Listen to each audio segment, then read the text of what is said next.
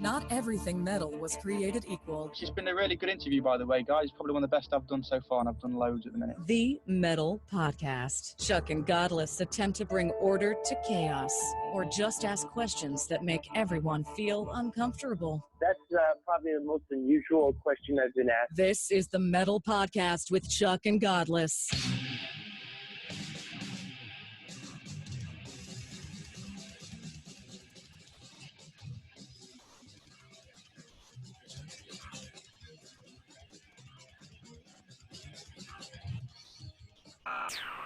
Oh, greetings and salutations, my fine metal friends. Welcome to the Metal Podcast, Quarancast number 3, I think.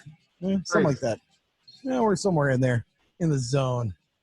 Oh, good to be back. I love your mask there, Godless. That's looking good. But I can totally see why Trump doesn't want to wear this thing. Like, it gets hot, inside, and like it goes up your nose, and the nose gets all warm, and then it gets like sort of swampy really fast, and it's itchy, and I totally get it. It's definitely a time to wear, like wearing glasses is the hard part, I think, with the mask thing. Fog up, yeah. They fog up like crazy, man, and that is totally worth choking evil death. I think, sacrifice it. Are we still on that, like, it only kills old people thing? Because, like, I'm not quite sure there's too many old people that I like all that much. Like, when I think about it, if I'm making a list. Yeah, I'd say, there's a lot of young people in the metal crowd these days. So, I think it's, I think we're okay. I think it'll be fine. Yeah, totally. But, like, like, even if I were to pass it on to somebody, and then they were to pass it on to some old person, like, even, like, 1 degree away, there's not too many old people that I really think that much about. The problem is, Godless, is that we are starting to encroach on the vulnerable population ourselves. So we're getting closer every day. So yes. Keep that in mind. At some point we will be those 65-year-old dudes at the metal show, and that's gonna be us someday. I'll tell you, this quarantine is a really shitty time to have a midlife crisis. Should be out in like a Porsche or something, or that'd be the best dude. What are you talking about? That's like the best time ever. The traffic is amazing right now. You can have the top down. You're socially distant, Yeah, but what Porsche? I don't even feel comfortable going out trying to buy an office chair at the moment because I can't sit in it to try it out first. Dude, Carvana, you just go put a coin in a slot, and next thing you know, the thing pops out a goddamn Mercedes, man. Fuck it. It's awesome. You don't even have to deal with anybody. I need better credit. that may be true. That may be the whole problem right there, man. Hey, make sure that if you are checking us out, hopefully you subscribed on our YouTube channel and all that stuff. You can also find us on Twitter and all that stuff too. I'm at Bearded Ape on Twitter. You are Godless Speaks. Yeah. Okay, so follow us and find us. We still have the podcast page going up on Facebook. It's is it at Podcast Metal or is it the Metal Podcast? Just search the Metal Podcast. You'll find it on Facebook. I think it's the Metal Podcast on Facebook and Podcast Metal on Twitter. Yeah. It's been a while, so I'm terrible at the social media shit these days. Yeah, so, and we need to coordinate the audio version of this, right? Because I think like we have the old one that you have access to, and I've got like a new version if we wanted to use that. It's just a matter of what we want to do, whether, get everybody subscribed to the new thing or just stick to the old thing.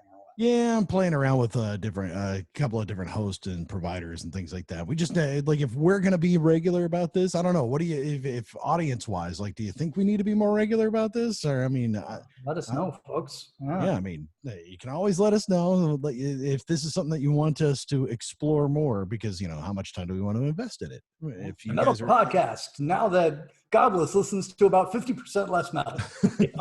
You thought he was ignorant before. This is going to bring you back into the fold, man. We're going to bring you back in.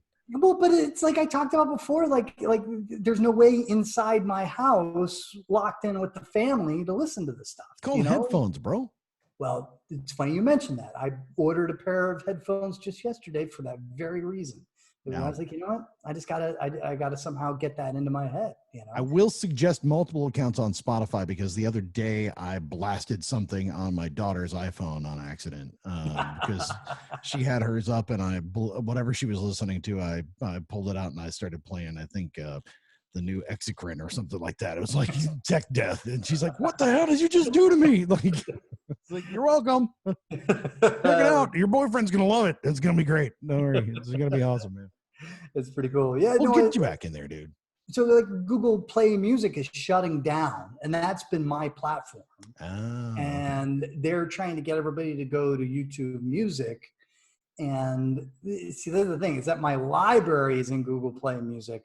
So I want to transition my library over to YouTube Music, but I'd much rather go to Spotify, but I don't want to go through the hassle of transfer my library again, you know? So well, Spotify doesn't like bring in your library though. It doesn't pull in all your stuff. It just is, it's there. It just exists, you know? So, I mean, that's the only thing I have is like, you really have to have good connectivity to be able to get Spotify. So like, that's why I still, since I'm an iPhone user, I still do like iTunes because I've got all my shit in iTunes, you know? So it's like, it's just sort of easier that it's native, even though I despise it, but you know, it does what it does, you know? totally.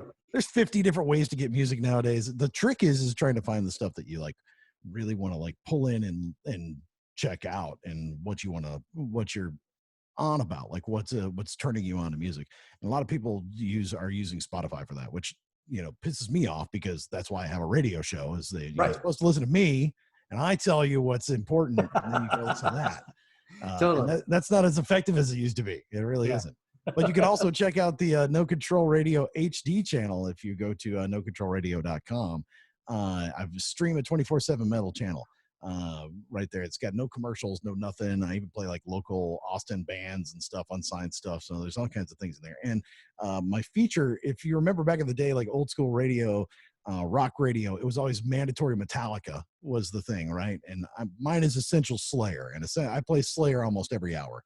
That's awesome. You know, and there's enough Slayer now that you can do that and not repeat for like 4 or 5 days, you know, like how has it that radio, like traditional radio, has not yet segued to Essential Slayer? Like it's like the get the lead out. We're talking about now 30, 40 years of getting the lead out. The lead is out. There's no more lead. We're done, you know? But that's what I'm saying. Like mandatory Metallica has taken the place of getting the lead out. So we're not quite at Slayer yet. We had 40 years of getting the lead out. Now we need 40 years of Metallica. And someday we'll have mandatory Mastodon or something, you know, it'll be something else at some point by that point. Yeah.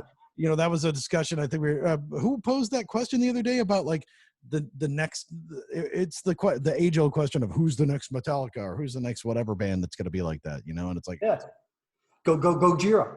I don't know, man. I don't know. I just don't know that there is one just yet, man. It has yet to be seen. You know, and in 1990, we had no idea who a little band named Nirvana was, you know, back then. And all of a sudden, one album put them to the top of the list. You know, same thing with Appetite for Destruction. You know, boom. Next thing you know, there's a Guns N' Roses, and they're huge. So someday, soon, there'll be a post-quarantine album that comes out. That's going to be the Black Album. Yeah, but you know what? It'll be like emo rap, dude. It's let's be honest, you know, it's not gonna be chunky rockin'. Dude, you never know. I mean, you never know. You never know what it could be. I have no idea. You know, who knew what the fuck grunge was back in 19. But like what in 2000? What was it that we didn't know? Incubus? You know, it's like, come on. Well, that was Slipknot. I mean, that's probably about as close as you get. That was what, 98. Somewhere right around there, you know. So I mean, you know, and that's as close to the new as you can get as far as that's concerned. I think they're close to it, but they're getting more and more acceptable by the day. Do you remember the first time you heard Slipknot? Oh yeah, I couldn't stand it the first time I heard it. Huh. And then they kind of broke down some barriers after a while, you know, like because that was. Where were you? Who tried to turn you on to Slipknot? It wasn't a try. I was working at radio at the time. So I was working at an alternative station, and alternative at that time was basically Sarah McLachlan and like, you know, almost easy listening shit, you know, at that point. Yeah. You know, so Lisa Loeb. Yeah, dude. had not taken the turn to new metal yet.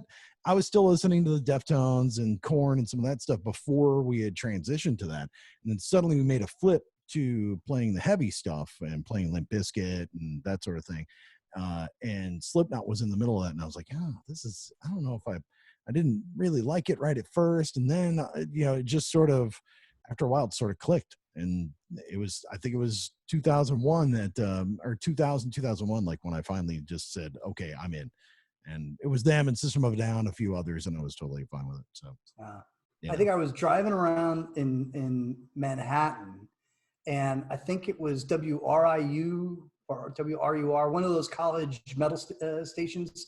I used to be able to pick up like barely, inside Manhattan, and I think it was RIU. And there's this interview with this band who are on tour with Limp Bizkit, and they're like ready to fight Limp Bizkit at any moment. Like there's this big rivalry going on. And then the interview was like, so tell me, how are things going on the tour? And they go, they had the mask on, they all wore their masks. They wore their masks for a freaking radio interview, And I was like, these guys are great. I have no idea what they're saying. Hadn't heard a note.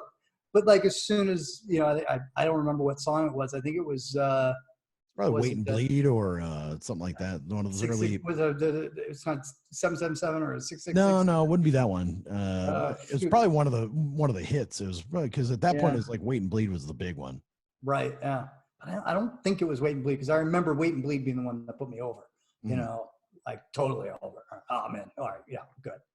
Yeah, like Sick or something like that. Yeah, I could see something like that. Yeah. But no, it's funny how time does that, I mean, so maybe, and now, well, I mean, shit. When I hear Metallica on the radio now, and I think about how scary that was back in the day, and like that was frightening parents all over the world, it's like, wow, how far we've come, It's like, the same thing with Slipknot, man. I mean, that was like, oh my God, this is the heaviest thing I've ever heard. And now it's like, oh, well, okay. All right. It's so hard. Grandma likes that. Grandma's down with it. She likes the drums. Okay. It's so hard to explain it. It just reminds me of like when we were on, 70,000 Tons of Metal for the Death to All performance. And there's that young German guy sitting next to me. He's like, this is a new band. They're pretty good. Like, no, they're not. And by the way, that Death documentary on Prime is free to watch, and it's super good. Okay, I hadn't watched that yet, man. And it made me sad seeing what's his face from Cynic being there, not Paul, but Sean. And man, he just looks so in the moment and alive and healthy throughout all that. And that's been one of the hardest parts about this whole experience, is just like little things like that. Just, it used to just roll off me, and I don't know why, but like, when I saw him and just remembering talking to him, he asked to talk to us when the stuff went down with Cynic, and I was so flattered by that at the time, and then watching this and seeing him and going, oh my God, like I was trying to do a series of tweets like 6 months ago, just like because I noticed that, like, as soon as somebody dies, like everybody's like, Little Richard, like, oh, Little Richard was the greatest thing ever in the history of rock. Like, where were you 3 days before he died? Like tell it to people when it matters, And so like, I want people in our scene to know how important they are to me, to us, long before they go. Right. And that's hard to do, though. That is really hard to do. I mean, and it's so strange. Like 70,000 Tons. I remembered that moment where I saw him sitting at the bar, and like I was like, okay, I gotta go talk to Sean because we had just watched that set, and I was like, I had to talk to him because it was so good. And he was such a nice dude. He was so gracious about me being a like fanboying out on him and stuff, and really cool about it and all that stuff. And I'm glad I actually got to tell him in person, like what I felt about his music and what I thought or what it meant to me, because I feel like that's important, and it feels disingenuous sometimes when you talk to people and because they have a hard time accepting that it may have influenced you as a person. And I understand that from both sides of it, because I've heard that from people, and I'm like, I'm just a stupid DJ or whatever. But at the same time, you never know whose life you actually may have influenced in a certain way. And so it feels really awkward and strange sometimes to tell people that, but at the same time, you can't not do that. You should do that as much as you can, because you never know when you're going to have another chance, or if you're ever going to have another chance to say those sorts of things to people. Yeah. And you never know when like one of those important people is just having a bad day, and saying something like that to them can be the thing that makes them feel better for a little while. All of that they've given us, it's a rare opportunity to give back, you know? And so true. It really is. Some people don't roll with it all that time, but you know, the best we can do is try. Well, because man, I mean, most of it's just most of everything nowadays. Any communication is just shit talking, you know. And granted, you know, you've taken my role. Apparently, you are now the sensitive guy. All right, so you're not the troll anymore. You're like you. I don't know what's going on, man. I really don't know. I don't like. We watched the movie As Good as It Gets the other night. Right? Did you cry? Jack Nicholson? No. Yeah. But like Jack Nicholson, like when I saw that movie like 20 years ago or whatever, when it came out, I'm like, what an asshole that guy is. That's terrible. The whole thing. Like, I don't even know why anybody likes that character. I watch it this time. I'm like, that guy's my hero. That's what I want to be. I want to count the number of times I turn the knob. I just want to be able to come up with those biting, really terrible insults to really nice people at like the most inopportune times. You know, like I want to give every waiter and waitress, or I want to be the worst customer. I mean, that's where I'm at the moment. It's really not good. It's not healthy. I recognize that. Wow, quarantine has been bad for you, man. Oh, I mean, man. dude. You need to get your ass back out into a mosh pit is what you need, man. You need a good Dillinger escape plan mosh pit. That's what you need more than anything else. Is that will be the cure that for what ails you. Yeah, I'll tell you what. Dillinger escape plan gets me a really great mosh pit. Like then I'll go to them. I'll try to make their day by telling them how awesome they are. You know, fair trade, right? Fair trade. And accidentally get hit in the face with a guitar. You're like, oh damn it. Oh well. Oh yeah, totally. But yeah, I mean those guys, like, the world is going to need that experience again sometime soon, you know. And I just hope that it's done in a manner in which the end result ends up being what everybody wants, it, where everybody feels better afterwards, rather than somebody being in that room who's going to make everybody else in there feel a lot worse. You know what's strange though is that's more with all the discussion that had happened this week. There was a lot of stuff out about how concerts are going to look in the future, how especially like metal shows are going to look in the future because of the way that we consume that live. You know, may not ever be a mosh pit again. May not be you know, you may not be doing those things anymore because of social distancing. At least in the short term, you know, that may be a year and a half, 2 years down the line before we actually get some kind of vaccine or herd immunity or whatever that comes along to make it so that we're not dying when somebody sneezes on you, you know? So it makes me think forward. Like I want to be disappointed about it, but at the same time, all I can think of is like those moments in my life where I've been through a mosh pit all the way from the front to the end and come out of it as a new person. As a changed man. Like I was different than I was when I went in, you know, whether it's Bad Religion, whether it's Pantera, whether it's Gwar, I can name you like just the number of pits that I've been in that actually changed my life. There've been a lot that have been like meh, you know, whatever, but where I needed them and I needed that moment, I've had a few of those that were amazing and important. And I can just imagine how important that first fucking mosh pit is going to be after all this shit is over and we're all ready. It's going to be like, that's going to be the biggest fucking bro hug at the end of that shit when everything is done. Like, oh, dude, I mean, like, but there's still going to be somebody like stepping on somebody that doesn't, you know, not picking them up, man. There's still going to be that one asshole, because there's always that one asshole. But I guess I'm taking a more pessimistic outlook on it. Like, I think that there's a certain amount of like, you know, the music makes you need to move when you have the opportunity to move, that you do it, you know. But, you know, I think about like the AIDS epidemic where, you know, for a lot of people at that time, it was, geez, abstinence. I'm out. Like, I'm just out.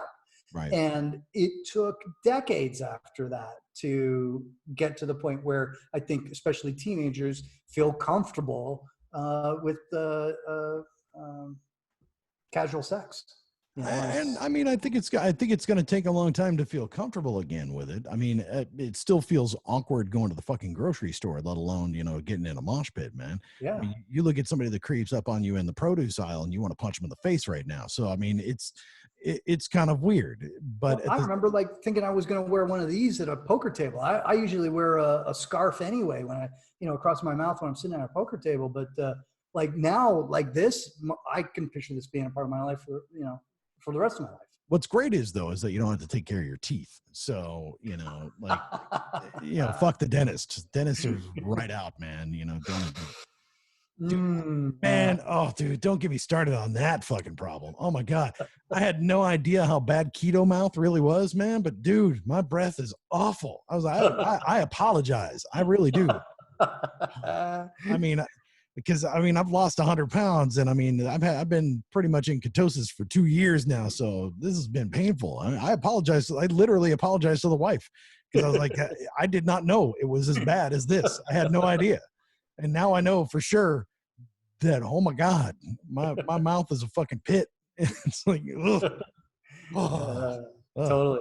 But I do wonder, like, for those of us who would generally just stand in the back of the room at a certain point, because, get scary in that pit once you get to a certain age and kind of be done with it. Like, geez, I was watching, I'm a big Under Oath fan, right? Since they lost to Jesus.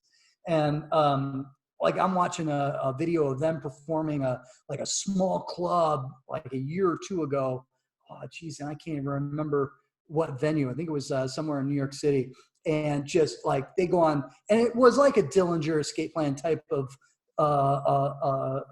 like vibe there. And I was just like having the best time watching that video just on the YouTube on my home TV. I think I'm okay with that, And there's going to be reasons to go to shows, but I think it's going to take even more to get me to go.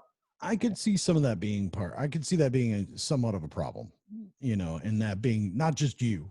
I think that's kind of across the board, but it was, and also the weird thing is that I was thinking about it today about how, what would it take? Well, what would it take to get me to come back? And the other problem that I have is, you know me, you see me at shows. I'm a hugger, man.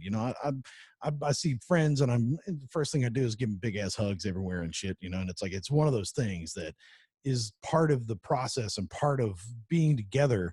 So like going to a show and going to that community environment and not being able to do that and trying to stay apart from everybody is really fucking disappointing. Like that's actually more disappointing than not being there at all,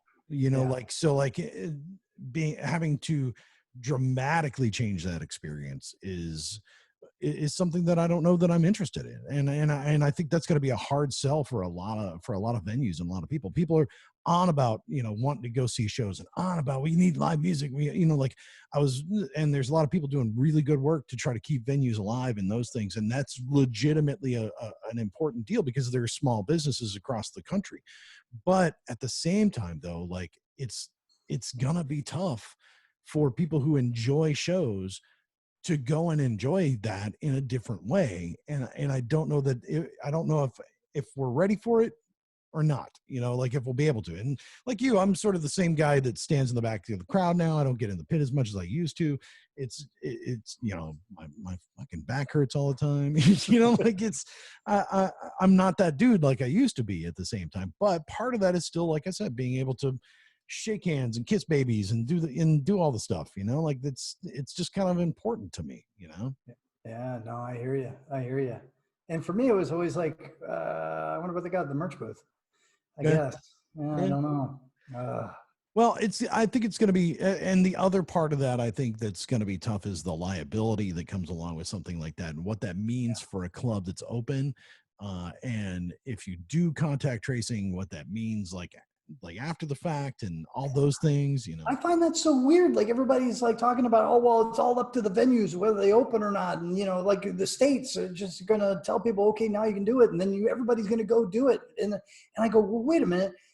how is it that the insurance companies don't play a part in this? Because they always have in the past. And I can just imagine as soon as that first lawsuit where somebody goes, nope, I got the corona at your show, Yep. like it's over. Like all the venues are gone, all of the bands won't tour. I mean, that's all it takes. It's that fragile. And like I don't see anybody like addressing that. Like what are we going to do, sign a waiver like it's a Danzig show every time we show up, or what? Yeah, but the thing with that is that a waiver is just a piece of paper in the end, man. I mean, it's if you can show negligence on the part of anybody, which is very hard to disprove, your waiver is moot. You know, it just doesn't matter. It's the same thing. Like you remember the big push to stop moshing in certain clubs because people were getting hurt, and that all stemmed out of people getting sued because a little Johnny got kicked in the fucking head by a size 12 Doc Martin at a show that he was just standing around to watch. Yeah, you remember Angelo Moore from Fishbone getting sued? What was that, like 6 years ago? And I don't think he's ever going to pay that back. And that's how, but they try to stop it, you know, like they put the signs up and all those things, and they kick people out who start mosh pits and things like that. So, I mean, the attempt has been there for a long time, but I don't know, man. I think it's going to be interesting, and in any venue, I think it's any venue that's going to have people in close proximity whatsoever is going to have a tougher time getting insurance of any kind. And that's a movie theater, that's a club, that's all those things are going to have a tough time because they're going to have to prove that they are doing something to mitigate the consequences of being in close proximity. You know what I mean? So like, they're gonna have to show something there. You know, like you go to the outdoor summer festivals, they'll hose everybody down with the water. Maybe all the clubs get like, the decontamination hose. What do you call that stuff?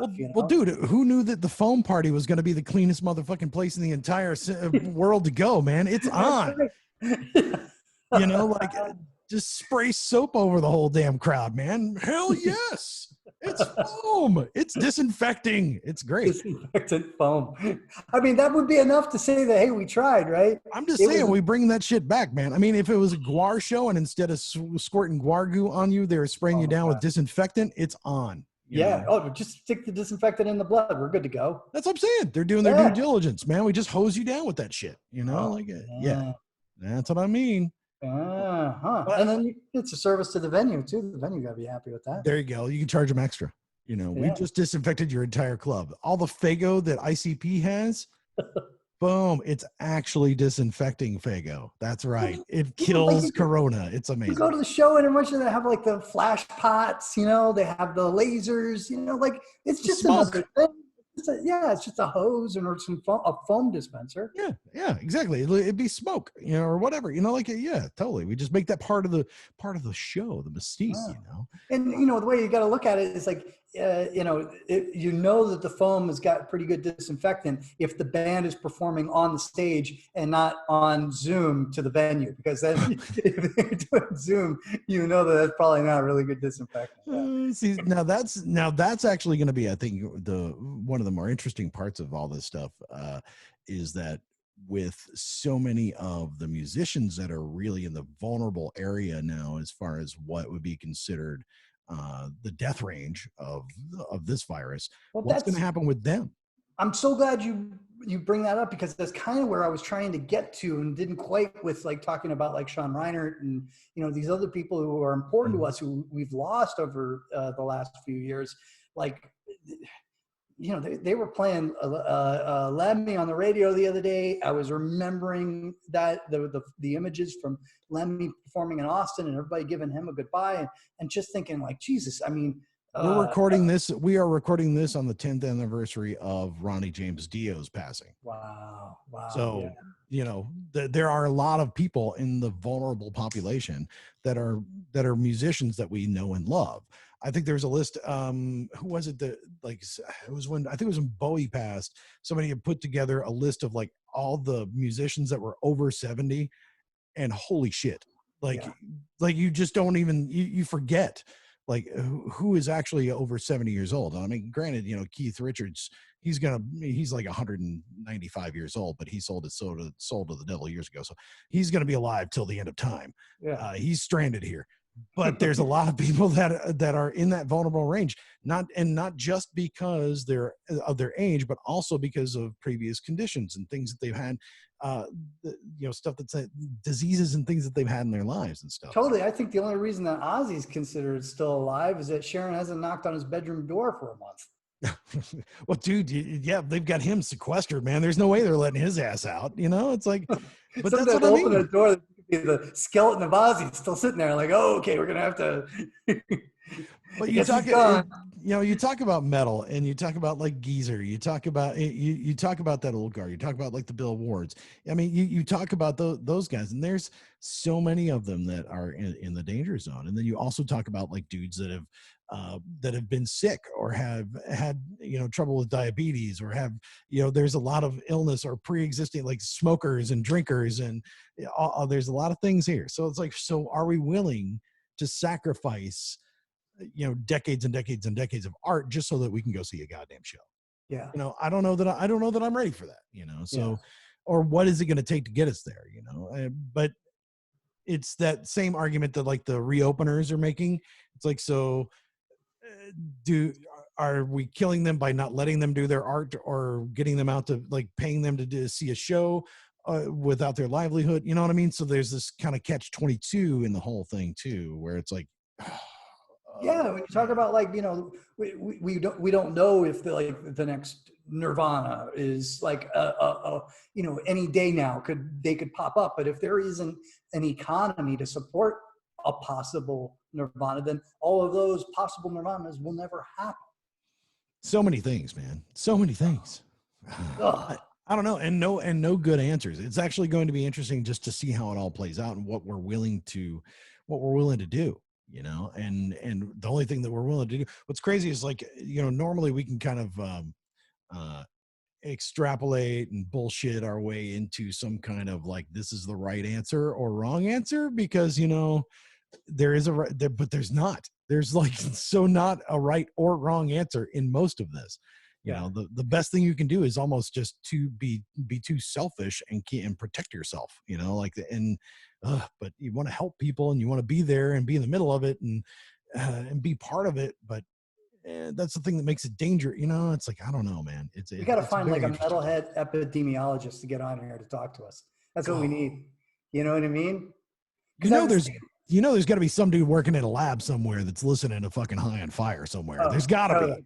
It's got to be. Yeah. You know. Because it does feel weird, like we're getting our advice from this orange buffoon who is you know, won't even show his grades that he got from school, and then we've got like a guy with like 2 masters and something, a doctorate and something else. It's all related to this epidemiology, and everybody's kind of like, well, I don't know which of these 2 guys to believe. I don't know whose advice I should listen to, you know. But then like, I'm going to feel like an ass if like the numbers continue to go down, despite all of these epidemiologists saying, you know what, we ought to stay indoors. Hey, everybody stay indoors, keep the mask on, and nobody's doing it. If the numbers don't go up, well, like I'll be like, what? Hey guys. No, so I that's actually something I've been thinking about a lot lately, because some of those states that have reopened, the numbers have been coming down, but that's also like, we've been seeing it happen. We're not seeing the other side of the trend just yet, but we're also talking about a lot of people that are already wearing masks is something that we didn't do in the beginning. And now that we're doing it now, that's helped. I think that's one of the things that has helped mitigate the spread of things, because that reduces our, you know, coughing and spraying of aerosols and at people and things like that. So there's a lot of different factors, and there's a lot of moving little cogs in that whole thing, and no model can account for all of it. The models did predict that we are looking at 100 and 120,000, and we're going to get to that by mid-June. So so nobody can say that things aren't accurate in that respect. So I don't know, man. And that's why when you talk to people about like what the prediction would be for like live music venues and going back to theaters and what that's going to look like, I just don't know that anybody quite knows what the landscape is going to look like in the next month, weeks, days. Like you just don't know at this point how things are going to shape out. So trying to predict where we're going to be in August or October or December to see shows. And that's why I think you're seeing, Slipknot finally canceled all their stuff, canceled their cruise and canceled all their tour. They're officially canceled their tours and stuff like that. Bands like that finally going, okay, we just can't make any plans yet, because nobody knows what the future holds at this point. And your booking agents and your people on the ground aren't going to commit money to something that they do or do not know is going to happen, or whether or not they're going to be able to insure it. So like, I think that there's just so many things that are in flux right now that it's just kind of like a wait and see game for everybody. And that's like the worst place to be. However, we are getting some decent cover songs and things that out of quarantine, which are kind of cool. Have you seen any of those cover songs from the At the Movies bunch, which is like Speed Strid? No. Dude, he's done he's done some collaboration like with some one of the guitar players from King Diamond, dude, like some crazy stuff. But he's done like the cheesiest 80s songs. Oh my god, it's been great. St. Elmo's Fire. Oh my god, oh, so good, so good. All right, I gotta dig that up. That's awesome. Yeah, it's so much fun. I gotta say, like, if there's been one thing for me, I do a thing at the end of my show, my regular show on the radio. It's called a Nugget.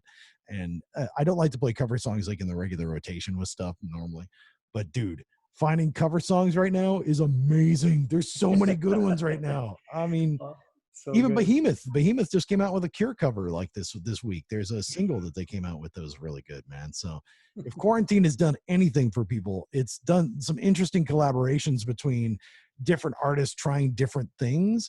And I think that's been really fun. I think that, like there's always been this sort of idea that I think musicians have had, that like, oh, we have to go into the studio, have to spend a lot of money, have to make sure the sound's pristine. When, you know what, I'm listening to you on my phone half the time, like I don't even have Bluetooth, yeah, it's great if you're going to make it sound great, but at the end of the day, just give me cool shit to listen to, you know, I'm cool with cool shit. And I mean, granted, what I also find interesting about some of those collaborations and things that some look back, some doing old stuff like the SOD thing where they came back and they played like a, March of the SOD or whatever. I think that's fun because they're reliving some of that old energy that they used to have, as some of that vibe that they used to have together with different things, guys that they may or may not have played with in a long time.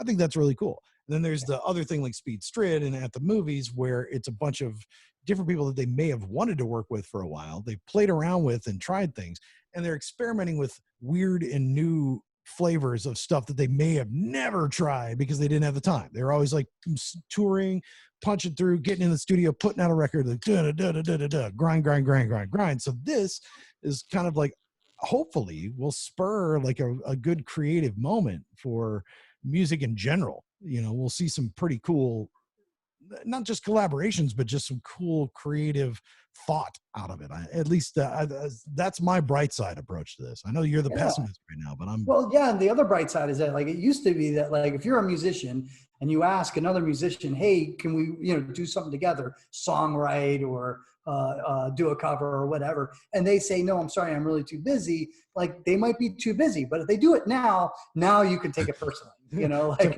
what do you got, a tour coming up? Yeah, no, I don't think so. Yeah, exactly. You got nothing going on, Mr. Musician. I want you getting in the studio? No, you're fucking not. You aren't doing shit. Totally. Like, I know where you live.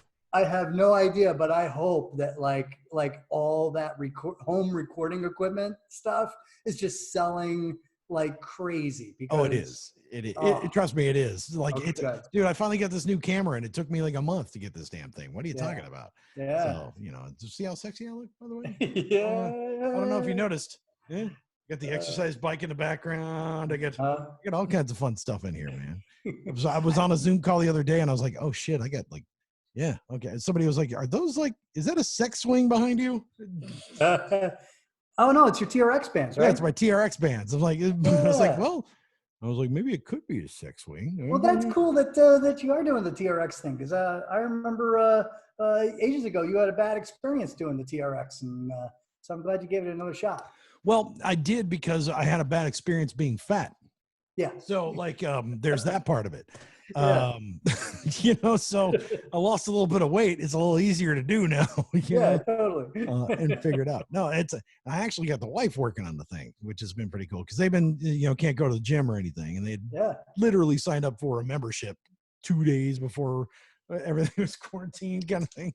Oh, it was like about a month before, but so now I've got got the bike, got the treadmill, got the TRX straps, I got all the shit like all set up now. So but the equipment is like it's crazy because like I've been trying to find different recording equipment for different like DJs and stuff because my day job is engineering for our radio station. So trying to find this stuff.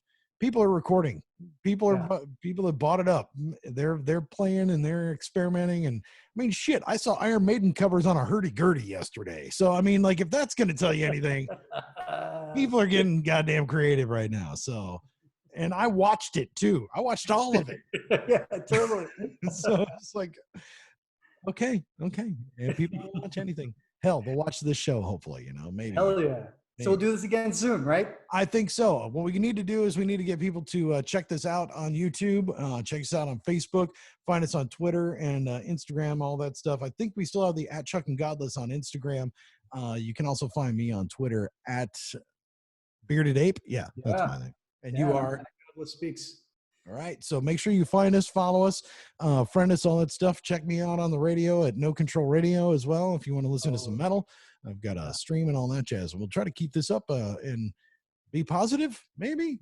Yeah. Or out of that, or I'm going to just start getting really grumpy and just let it all out. I think that sounds the way to go. Oh, I tell you what, I think you need to. I think that's what you need to do. You need to unleash and let it go. No, I'm much more. I like me more when I'm, angry and bitter and insulting. Yeah, but it needs to be outward, not inward. You need to you need to spew it. You can't you're holding on to it. You're being me. You need to put it out there. Yeah, totally. Right, maybe we'll put it out there on next week's show, right? Okay. Yeah, let's do it. All right. Till next week. I'm Chuck. Yeah, I'm Godless. And this is another episode of the Metal Podcast. Sorry we went long.